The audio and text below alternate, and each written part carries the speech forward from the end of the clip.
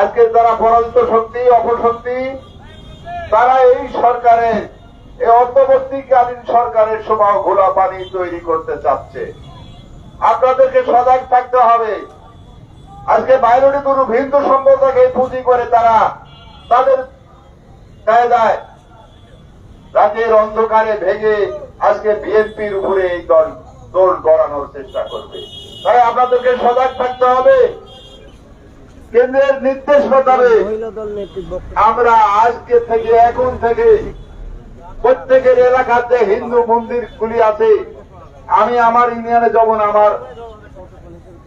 আমার পরিষদের 9টা ওয়ার্ডের 9 জন গ্রাম পরিষদ দিচ্ছি, আমি আমার ইউনিয়নের প্রত্যেকটা আমার ইউনিয়ন বিএনপির নেতা বা আমার প্রত্যেকটা ওয়ার্ড বিএনপির নেতার উদ্দেশ্যে বলতে চাই যে আমার গ্রাম পুলিশের সঙ্গে আপনারা সহযোগিতা করবেন, তারা সারা রাত ডিউটি করবে। এই মোতাবেক গোটা বড়াইগ্রাম থানা আমি একটা কথা বলতে চাই, আমরা কার সৈনিক? আমরা দেওয়ার সৈনিক যদি হই, জিয়াউর রহমানের আদর্শ আমাদের ভিতরে লালন করতে হবে। বিএনপিতে শৃঙ্খলা ফিরিয়ে আনতে হবে। আমরা আমাদের ভিতরে কোন শৃঙ্খলা নাই, আমরা কেউ নেতা মানি না। যে বড় নেতা হবে ফেসবুকে উঠে সামনে যায় ভিক্টরি আমাদেরকে ফেলাই দিয়ে নেতা হওয়ার একটা পায় তারা। আপনারা দেখেছেন গতকালকে দৈনিক দিগন্ত একটি অনুসন্ধানী রিপোর্ট প্রকাশ করেছে। সেই রিপোর্টে কি লেখা আছে? সেই রিপোর্টে লিখেছে যে আওয়ামী লীগ যখনই পরাজিত হয় বাংলাদেশের সংখ্যালঘু শক্তিদের উপর হামলা করে সেটাকে সামনে নিয়ে আসতে চায়। তারা টার্গেট করেছে 15 তারিখ।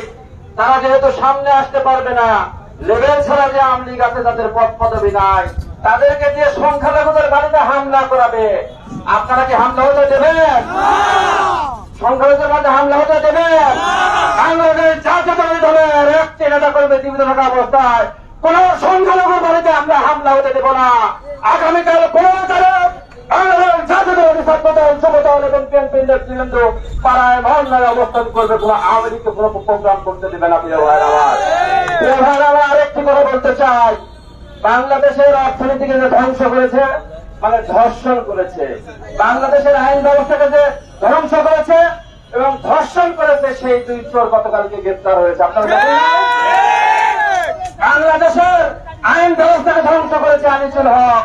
তিনি বলেছেন তার আইনে নাকি নাই খালেদা জিয়া বিদেশে যাওয়ার কোন সুযোগ নাই।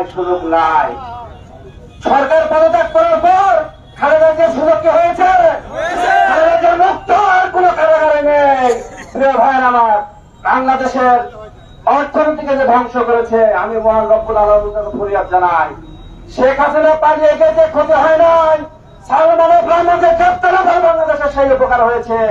আমার বিশ্বাস, আমি বর্তমান সরকারকে বলবো ওই বাংলাদেশকে গ্রেফতার রেখে বিদেশে পাচারকৃত অর্থ ফেরত আনতে হবে, তবেই বাংলাদেশ ফিরে দেবে। প্রিয় ভাইয়ের আমার, আপনারা কি একমাত্র বাংলাদেশ গরিব রাষ্ট্র না? আওয়ামী লীগের বাচ্চা চোর বাংলাদেশের রক্ত পাচার করে, জনগণের রক্ত পাচার করে দেশকে গরিব বানিয়েছে। এই অর্থ ফিরত আনতে হবে এবং দেশের মানুষের নিরাপত্তা নিশ্চিত করতে হবে। ভাইয়ের আমার, প্রিয় ভাইয়ের আমার, বড় বড় কথা বলেন আওয়ামী লীগ দিয়ে 15ই আগস্ট পালন করাবে, এটা ফাঁকা বলি কেউ থাকবে না। তারপরে আপনাদের সতর্ক থাকতে হবে। তেমন কিছু নেই, বক্তব্য একটাই, আওয়ামী লীগকে সুসংগঠিত হতে দেওয়া যাবে না, এটা খেয়াল রাখবেন। খালি শুধু কালকেই না, 15 তারিখই না, প্রত্যেকটা পাড়ায় মহল্লায় সবাই সজাগ থাকবেন। আপনাদের গ্রামে গঞ্জে কোথাও যেন 5-10 যেন কোন সংগঠিত হতে না পারে। আজকে যারা পরাজিত শক্তি অপশক্তি তারা এই সরকারের এই অন্তর্বর্তীকালীন সরকারের সভা ঘোলা পানি তৈরি করতে চাচ্ছে।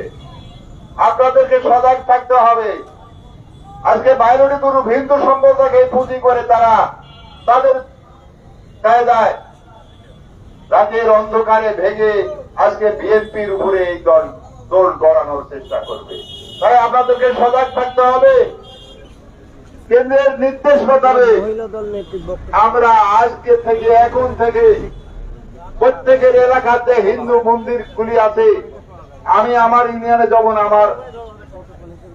আমার পরিষদের 9টা ওয়ার্ডের 9 জন গ্রাম পরিষদ দিচ্ছি, আমি আমার ইউনিয়নের প্রত্যেকটা আমার ইউনিয়ন বিএনপির নেতা বা আমার প্রত্যেকটা ওয়ার্ড বিএনপির নেতার উদ্দেশ্যে বলতে চাই যে আমার গ্রাম পুলিশের সঙ্গে আপনারা সহযোগিতা করবেন, তারা সারা রাত ডিউটি করবে। এই মোতাবেক গোটা বড়াইগ্রাম থানা আমি একটা কথা বলতে চাই, আমরা কার সৈনিক? আমরা জিয়ার সৈনিক যদি হই, জিয়াউর রহমানের আদর্শ আমাদের ভিতরে লালন করতে হবে। বিএনপিতে শৃঙ্খলা ফিরিয়ে আনতে হবে। আমাদের ভিতরে কোনো শৃঙ্খলা নাই, আমরা কেউ নেতা মানি না। যে বড় নেতা হবে ফেসবুকে উঠে সামনে যায়, ভিক্টরি আমাদেরকে ফেলাই যায় নেতা হওয়ার একটা পায় তারা।